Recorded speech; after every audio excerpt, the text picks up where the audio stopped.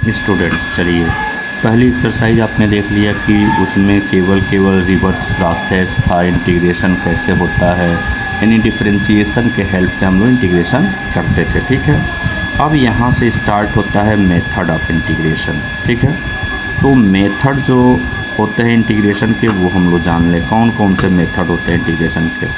तो पहला जो मेथड होता है इंटीग्रेशन बाय सब्स्टिट्यूशन। ठीक है, तो पहला मेथड है सब्स्टिट्यूशन, इसके बारे में आज हम लोग पढ़ेंगे। ठीक है, दूसरा होता है बाय पार्शियल फ्रैक्शन होता है। ठीक है, तो ये जैसे जैसे टॉपिक पे आएंगे आपको बताएंगे कि पार्शियल फ्रैक्शन से कैसे करेंगे पार्शियल फ्रैक्शन। और तीसरा और सबसे इम्पॉर्टेंट पार्ट होता है कि इंटीग्रेशन बाय पार्ट। ठीक है, इंटीग्रेशन बाय पार्ट। ठीक है, तो यही तीन टॉपिक आपको पढ़ना है। उसके बाद से सीधे हम लोग डेफिनेट में आ जाएंगे, उसके बाद डेफिनेट इंटीग्रेशन, लेकिन यही आपकी पूरी प्रोसीजर है। ठीक है, तो चलिए एक क्वेश्चन हम लोग देखते हैं कि सब्स्टिट्यूशन कैसे होता है, किस तरीके से आप सब्स्टिट्यूशन मेथड के क्वेश्चन को करेंगे। तो सबसे इजी क्वेश्चन एक लेते हैं यहाँ से, वो क्या है 2x upon integration 2x upon 1 plus x square dx। ठीक है, तो ये पहले तो आप नाम से ही अभी पढ़ रहे हैं, अभी चैप्टर को टॉपिक को इस तरीके से पढ़ रहे हैं कि सब्स्टिट्यूशन पढ़ रहे हैं। तो सब्स्टिट्यूशन यहाँ पे हम क्या कर सकते हैं, यहाँ पे सब्स्टिट्यूशन दो तरीके से किया जा सकता है कि x को tan भी लेकर के कर सकते हो। ठीक है, क्योंकि फार्मूला बन रहा है 1 प्लस tan स्क्वायर, उससे भी सॉल्व हो जाएगा। लेकिन उससे ईजी यहाँ पे दिख रहा है कि अगर हम 1 प्लस एक्स स्क्वायर को अगर t मान लें तो डिफरेंशिएशन करने पे क्या आएगा, जब डिफरेंशिएशन करोगे कि 1 प्लस एक्स स्क्वायर, यानी कि differentiating both side with respect to t with respect to x. ठीक है, दोनों साइड आपने with respect to x differentiation कर दिया। तो अब आपको यहाँ से मिल जाएगा 2x और इधर मिल रहा है आपका dt बाई dx।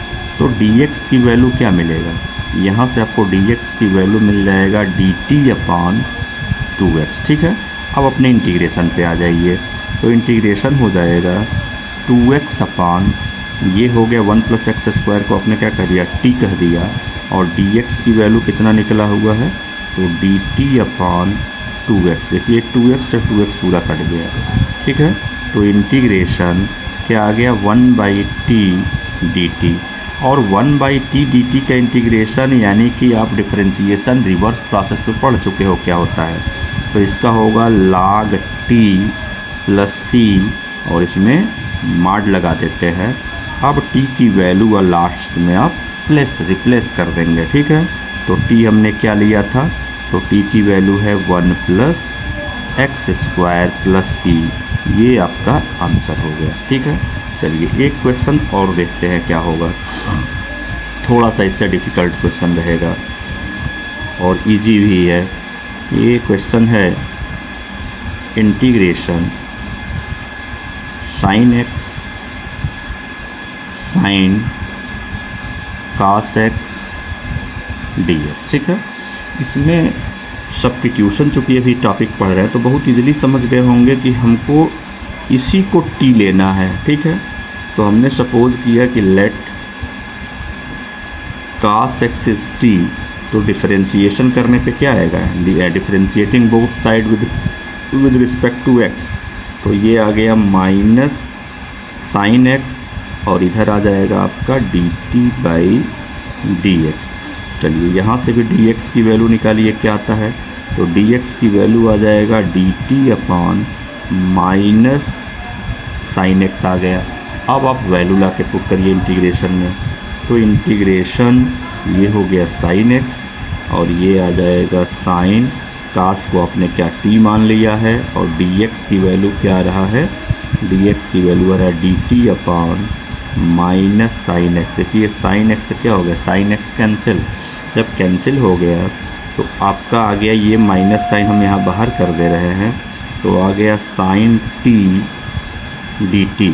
और साइन का इंटीग्रेशन क्या होता है भाई, ये तो सबको पता होगा, माइनस साइन का इंटीग्रेशन होता है कास t, लेकिन साइन का ख्याल करेंगे प्लस होता है कि माइनस होता है, तो ये होता है आपका माइनस होता है और प्लस सी जोड़ देंगे, ठीक है। यानी आपका आंसर आ गया cos t प्लस सी। अब t की वैल्यू रिप्लेस कर देंगे, तो t की वैल्यू रिप्लेस कर देंगे तो फाइनली आपका आंसर आ जाएगा cos, और t की वैल्यू है आपका cos x प्लस t, ये आपका आंसर है, प्लस c, ये आपका आंसर हो गया, ठीक है। तो चलिए एक क्वेश्चन और देखते हैं जिससे कि धीरे धीरे ये टॉपिक जो है क्लियर हो जाए, ठीक है।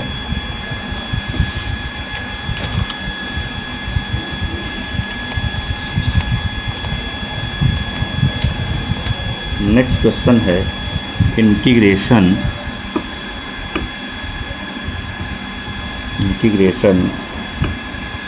x root x plus 2 dx, ठीक है।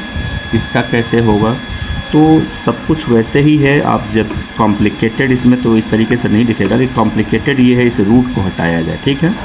तो आप सपोज कर लेंगे कि लेट x प्लस 2 की वैल्यू क्या है, t है, तो यहाँ से डिफरेंशिएशन करेंगे तो dx d by D x x plus 2, तो इधर भी हो गया d by D x T.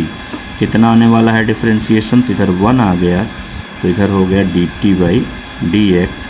तो ऐसे केसेस में अब आप आगे डायरेक्ट करते जाएंगे, जब आप फ्लुएंट हो जाएंगे तो डायरेक्टली लिख सकते थे कि D X is equal to D T आ गया, ठीक है। अब लाइए यहाँ पे वैल्यू पुट करते हैं, तो इंटीग्रेशन x के जगह पे तो कुछ नहीं पुट किया, लेकिन ये पुट कर दिया कि रूट t और dx के जगह पे क्या हो गया, dt हो गया। लेकिन आप देखेंगे यहाँ पे दो वेरिएबल हो गया। जब तक दो वेरिएबल रहेगा इंटीग्रेट नहीं होगा, क्योंकि किसके रिस्पेक्ट में अब इंटीग्रेशन करना है, t के रिस्पेक्ट में। तो यहाँ पे वेरिएबल सब t होना चाहिए। तो इस x को हमें चेंज करना पड़ेगा। कहाँ से चेंज होगा, तो जहाँ आपने सपोज किया है। तो यहाँ से आपकी x की वैल्यू क्या मिलेगी, x की वैल्यू मिल जाएगी t माइनस 2 मिल जाएगा। अब चलिए यहाँ पे पुट कर देते हैं, तो इंटीग्रेशन ये हो गया t माइनस 2 और ये हो गया t to the power 1/2 dt।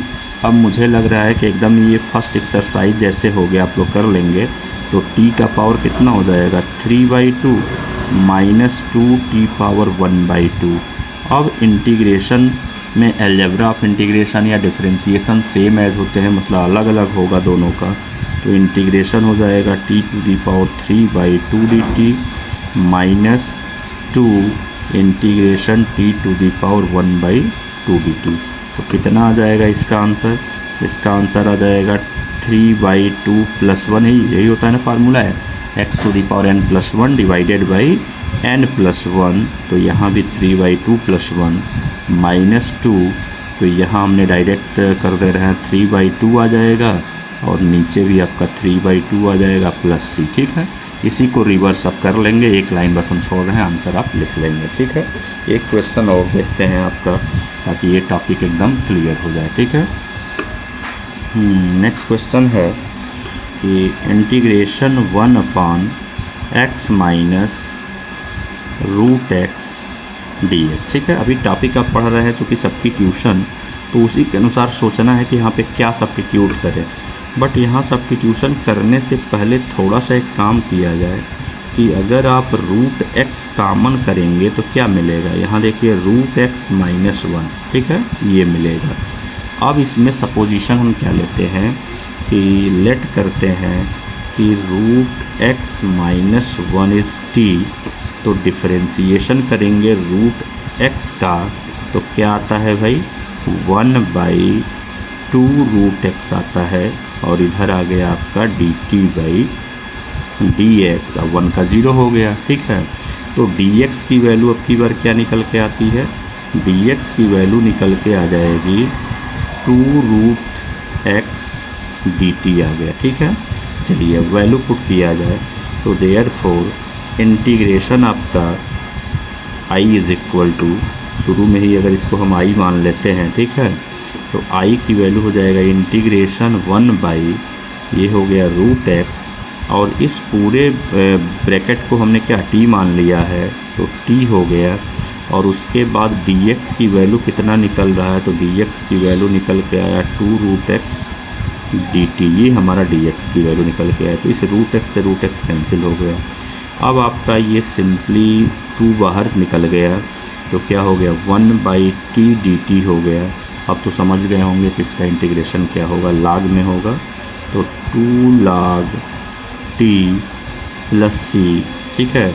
यहाँ से 2 अगर चाहेंगे तो हट भी जाएगा, तो log क्या हो जाएगा t² प्लस c।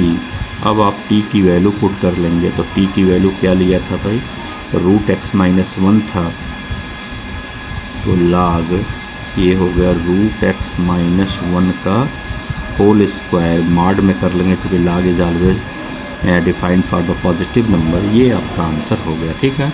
तो आप उम्मीद करते हैं कि आप लोगों को दूसरी एक्सरसाइज भी इन एग्जाम्पल से, इन क्वेश्चन से बहुत ईजिली समझ में आ जाएगा और आप कर लेंगे, ठीक है।